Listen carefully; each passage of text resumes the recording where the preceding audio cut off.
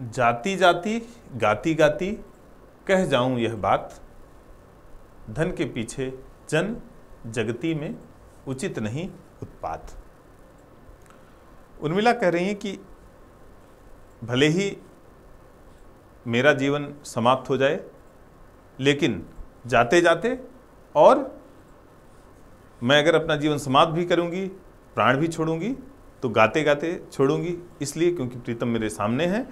जाती जाती गाती गाती कह जाऊं यह बात, लेकिन उस समय मैं एक बात कहूंगी, एक संदेश दूंगी इस संसार के लिए। धन के पीछे जन जगती में उचित नहीं उत्पात। कहीं इस संसार में धन के लिए कोई उत्पात करना, धन के लिए कोई अत्याचार करना, ये उचित नहीं है। हम सभी लोग जानते हैं कि राज्य ही वो कारण है जिसके लिए भगवान राम 14 वर्ष के लिए वनवास गए, दशरथ को अपने प्राण छोड़ने पड़े। और उर्मिला का जो कष्ट है, उर्मिला की जो तकलीफ है, वो इसी कारण है क्योंकि जो राज्य है, राज्य की प्राप्ति का षड्यंत्र है जो कैकेयी के माध्यम से हुआ। अगर वो षड्यंत्र न होता तो संभवतः ये सभी लोग सुखपूर्वक रह रहे होते। जनक ने आकर के ये भी एक ऑफर कहिए, एक उन्हें उपाय दिया था कि मेरे क्योंकि कोई पुत्र नहीं है, मिथिला का राज्य भी आज नहीं कल आपको ही मिलना है, तो मिथिला का राज्य आप भरत को दे दीजिए और अयोध्या का राज्य राम को दे दिया जाए। लेकिन कैकेयी को ये स्वीकार नहीं हुआ। कैकेयी ने कहा कि मुझे स्वीकार नहीं है, और अंततोगत्वा ये स्थिति बनी कि दशरथ को प्राण छोड़ने पड़े और भगवान राम को वनवास जाना पड़ा। तो कह रही हैं धन के पीछे जन जगती में उचित नहीं उत्पात।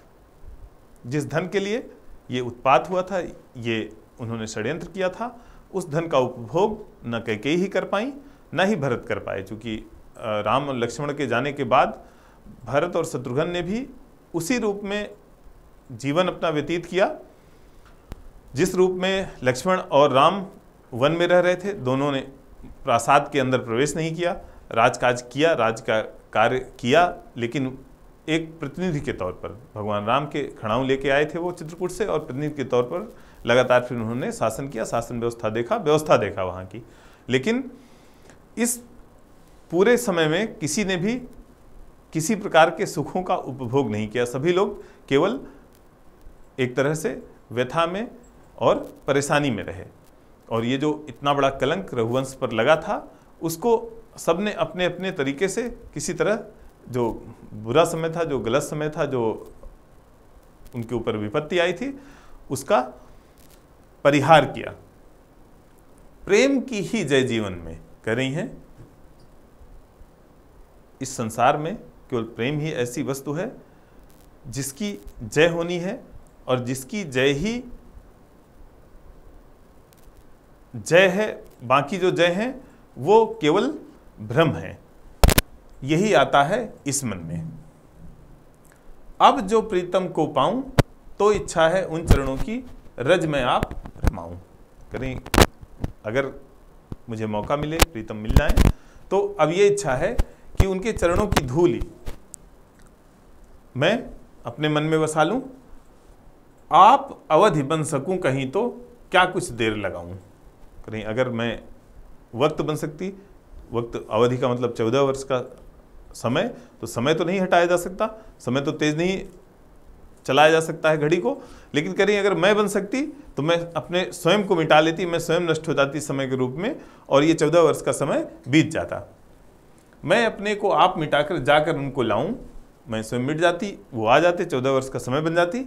उषा सी आई थी जग में, संध्या सी क्या जाऊं। करें एक नए उत्साह की तरह, मैं एक रानी की तरह आई थी, अब मैं एक विरहिणी की तरह कैसे अपने आप को यहाँ से ले जाऊं, ये तो बिल्कुल संभव नहीं है। श्रांत पवन से वे आवें, मैं सूरज समान समाऊं। करें जैसे पवन, एक थकी हुई हवा आती है और उसमें सौरभ, पुष्प का सौरभ सम्मिलित हो जाता है और वो दूसरों के दुख दूर करने लायक हो जाती है, वैसे ही मैं उसमें समा जाऊं। मेरा रोदन मचल रहा है, कहता है कुछ गाऊं। करें जो रुदन, जो कष्ट मेरे अंदर है, वो आज मचल रहा है। मचलने का मतलब जैसे कोई बाल हट करता है, वैसे ही कहता है कुछ गाऊं। कहती है मैं कुछ गाऊं, कुछ सुरलहरियाँ गूंजें। उधर गान कहता है रोना, आवे तो मैं आऊं। लेकिन उधर गीत क्या कहते हैं, गान क्या कहते हैं कि अगर रोना आए तभी मैं आऊँगा।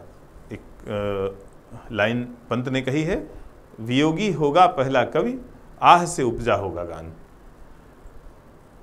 वियोग को, विरह को कवित्व के लिए आवश्यक बताया गया है, तो उनकी भी इच्छा है, उधर गान कहता है रोना आवे तो मैं आऊं। धन्यवाद।